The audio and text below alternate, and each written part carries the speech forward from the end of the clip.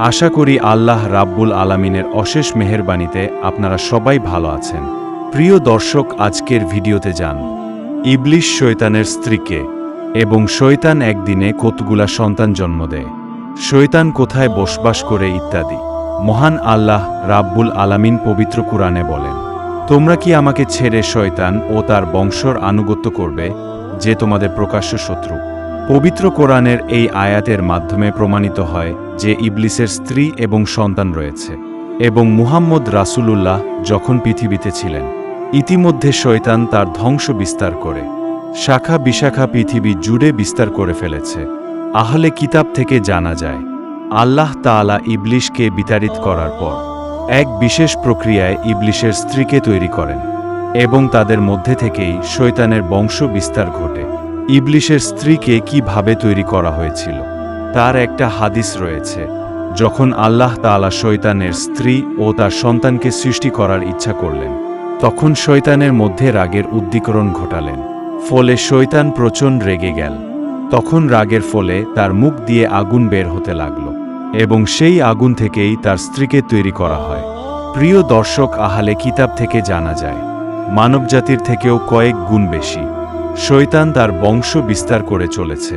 প্রিয় দর্শক, কিভাবে শয়তান তার বংশ বিস্তার করছে সেই বিষয়ে আরেকটি হাদিস রয়েছে। কিছু শয়তান আছে যেগুলোকে মানুষের মতন জোড়া জোড়া সৃষ্টি করা হয়েছে, তাদের মধ্যে স্বামী স্ত্রী রয়েছে এবং স্বামী স্ত্রী থেকেই সন্তান জন্ম হয়।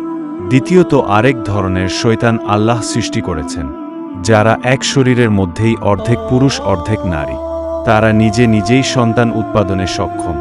প্রিয় দর্শক, আর একটি হাদিস থেকে জানা যায়, মানুষের সংখ্যা থেকে শয়তানের সংখ্যা 9 গুণ বেশি।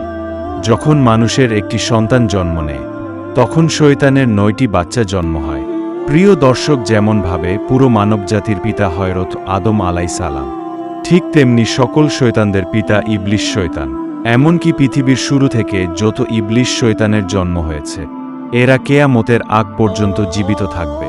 প্রিয় দর্শক, এখন আলোচনা করব শয়তান কিভাবে কাজ করে, শয়তানের সন্তানগুলোকে শয়তান কোথায় কোথায় কাজে নিযুক্ত করেছে, কিভাবে শয়তানরা মানুষকে গোমরা করার জন্য ব্যস্ত রয়েছে। বর্ণিত আছে, শয়তানের 5টি প্রসিদ্ধ ছেলে সন্তান রয়েছে। শয়তানের ছেলেদের নাম ও কাজের বর্ণনা হল, প্রথম ছেলের নাম দাম্বু। তার দায়িত্ব হল প্রতিটি বাজারে ছান্ডা উদ্বোধন করা।